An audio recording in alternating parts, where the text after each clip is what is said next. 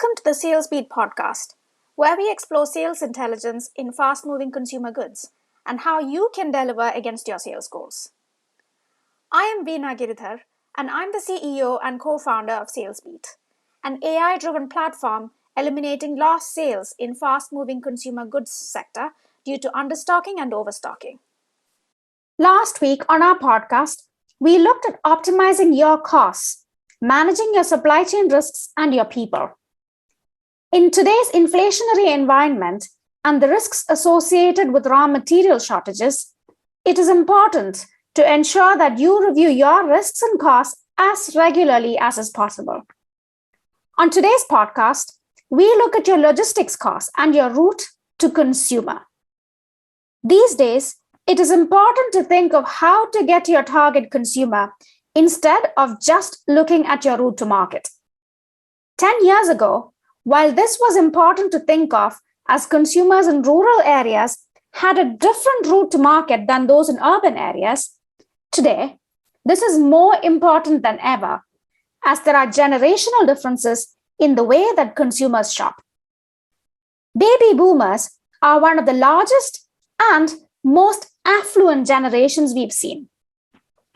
As a generation that holds $2.6 trillion in buying power, they are a leader in keeping brick and mortar stores in business.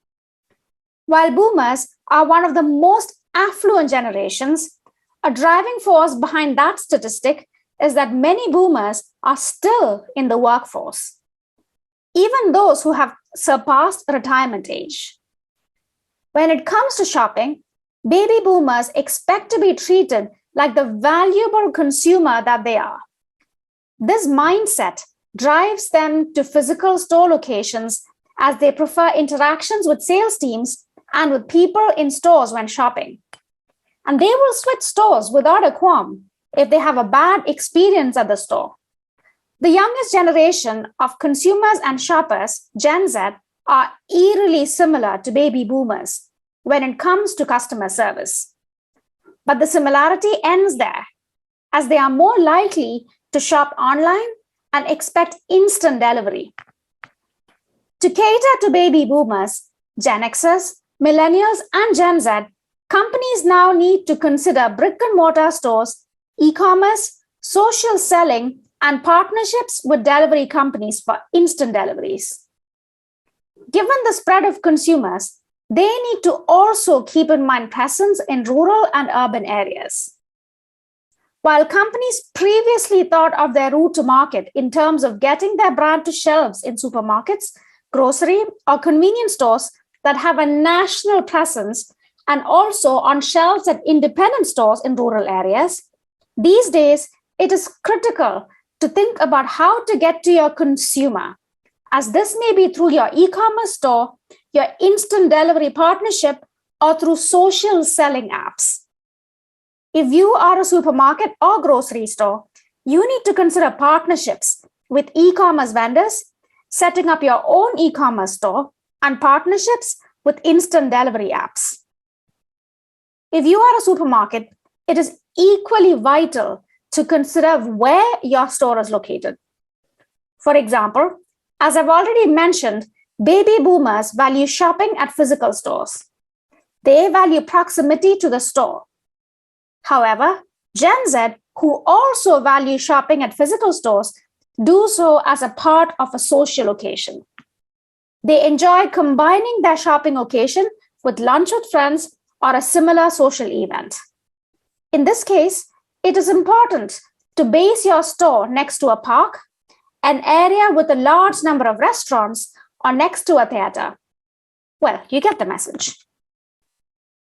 FMCG brand owners need to also consider selling direct to consumer, as Gen Z really value a direct connection with brand owners, giving feedback and feeling like they've been listened to.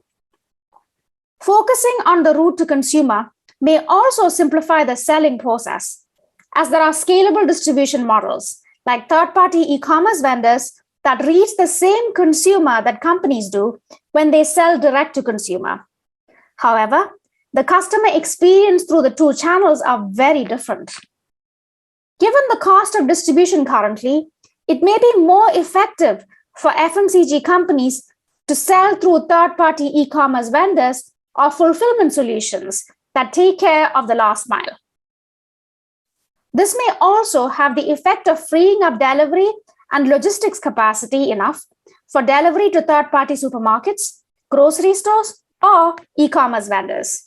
Speaking of which, FMCG companies should also consider partnerships with other complementary FMCG companies for logistics and fulfillment solutions.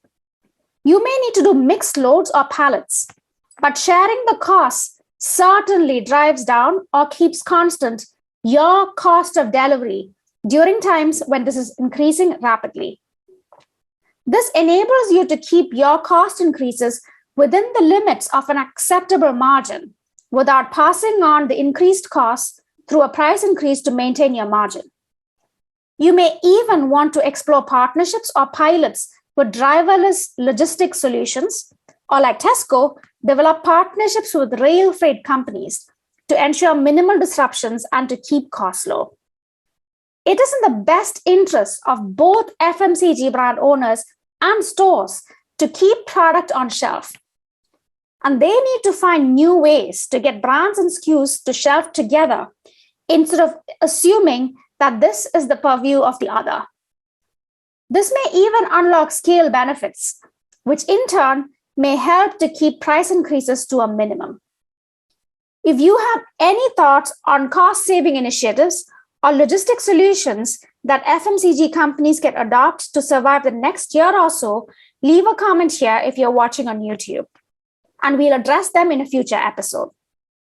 If you are listening to this on Apple or Spotify, email me on veena@salesbeat.co with any questions. Thank you for listening.